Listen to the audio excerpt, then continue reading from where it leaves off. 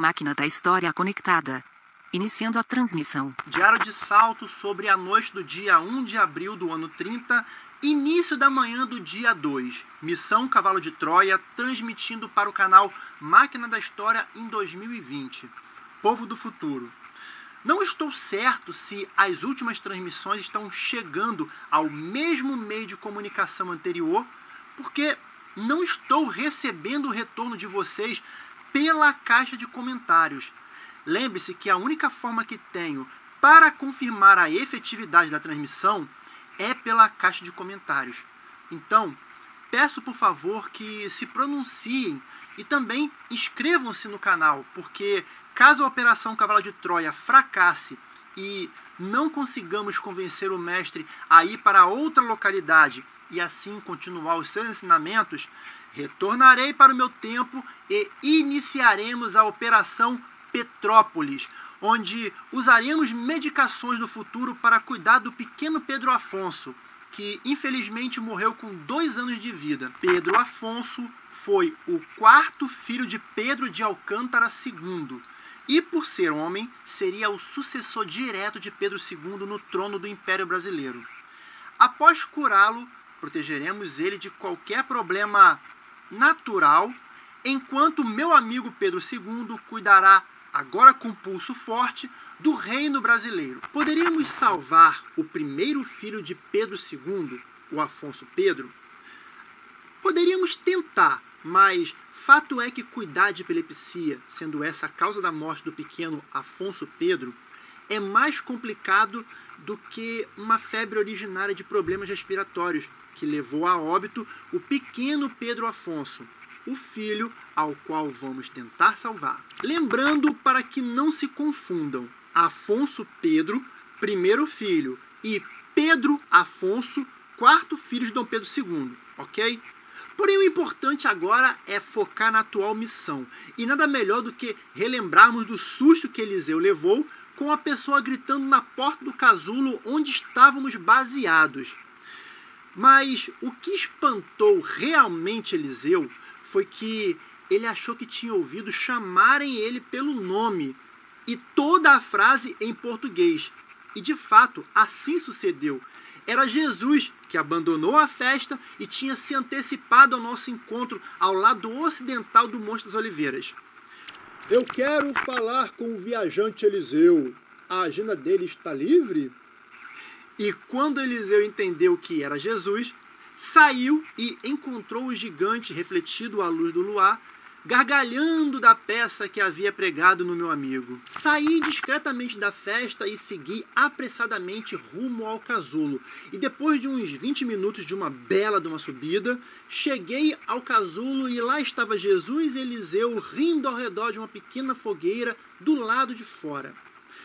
Olá, meu digníssimo amigo, estávamos esperando por ti para iniciarmos nossa conversa formal, disse Jesus, sorridente, já de pé e com os braços prontos para me abraçar, coisa essa que ele adorava fazer com todos. Eu indaguei ao mestre por que ele não me avisou que já estava vindo ao encontro, mas ele me respondeu que, mesmo que avisasse, eu não poderia segui-lo, pois ele se locomoveu até aquele local de uma maneira ainda não conhecida pela humanidade do meu tempo e que eu, infelizmente, poderia acompanhá-lo no trajeto. Não questionei sobre essa forma de se locomover, até porque acredito que eu não entenderia. Eliseu não havia iniciado as sessões de perguntas que já havia preparado para fazer ao Rabi. Mas assim que eu cheguei, já lançou a primeira. Mestre, se me permite iniciar as perguntas, poderia me responder por que realmente você veio para o nosso planeta? Ao que o mestre respondeu e que foi prontamente registrado pelo microfone externo da máquina da história. Meu filho, o que vou te comunicar não é de fácil compreensão para a limitada e incompetente natureza humana. Vós sois os menores do meu reino e entendo que tua mente resista. Mas em breve, quando chegar a minha hora, compreenderás. Então, só então estareis em condição de entender. Agora, nesse momento, escutai e confiai. de acordo com a vontade do meu Pai, chegou o momento de restabelecer em mim mesmo a autêntica identidade do Filho do Homem. Minha verdadeira memória, voluntariamente elipsada durante esta encarnação, voltou a mim, e com ela veio o meu outro espírito. Essa é a vontade de meu querido Abba, nosso Pai Celeste.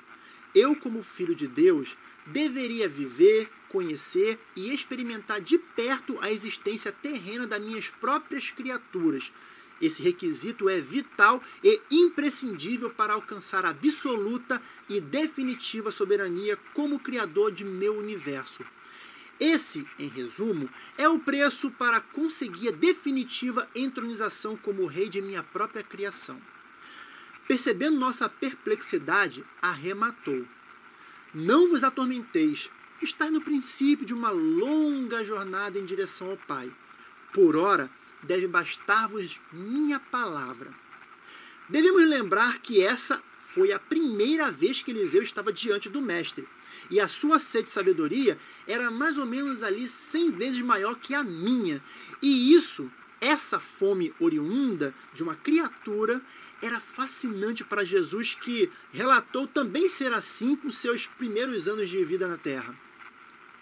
E Eliseu continuou metralhando Jesus com perguntas que eu me sentiria envergonhado em realizar, mas que Jesus se inclinava para frente, com os olhos brilhando ao escutá-las e respondê-las. Então, mestre, se bem entendi, tu és um Deus camuflado? Um Deus escondido?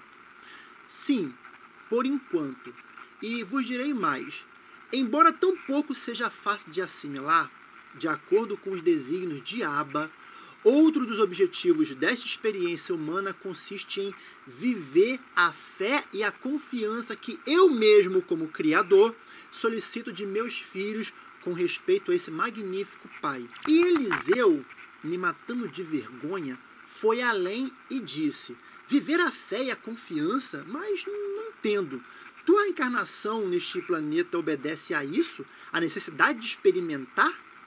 E Jesus pacientemente respondeu: é o plano divino. Só assim posso chegar a ser realmente e intimamente misericordioso. Já que Jesus estava tão aberto a revelar tudo a nós, dei uma de Eliseu e me atrevi a ir fundo no que já sabia. Se bem entendi, mestre, o Senhor não está aqui para redimir os pecados de ninguém. E ele, negando com a cabeça, afirmou: o Pai não é um juiz. Para ele é impossível julgar os atos de suas criaturas. Do contrário, ele não seria totalmente misericordioso, e assim não seria o Pai Celestial. Há juízes em nosso reino criado exclusivamente para julgar tais coisas com equanimidade.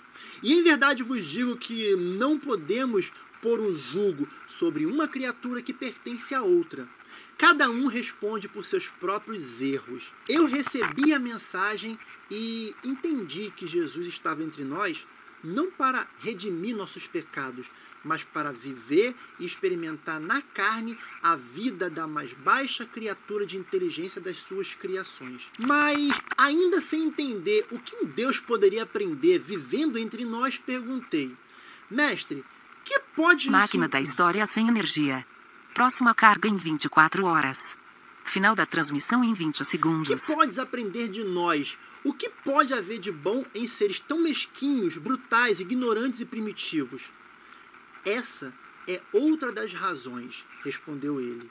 A maior razão porque desci até vós, revelar o Pai, lembrar a esta e a todas as outras criaturas do meu reino que o Pai reside pessoalmente em cada um deles. Está dizendo que aí fora tem vida inteligente? Perguntou de pronto Eliseu. E Jesus, com o seu costume...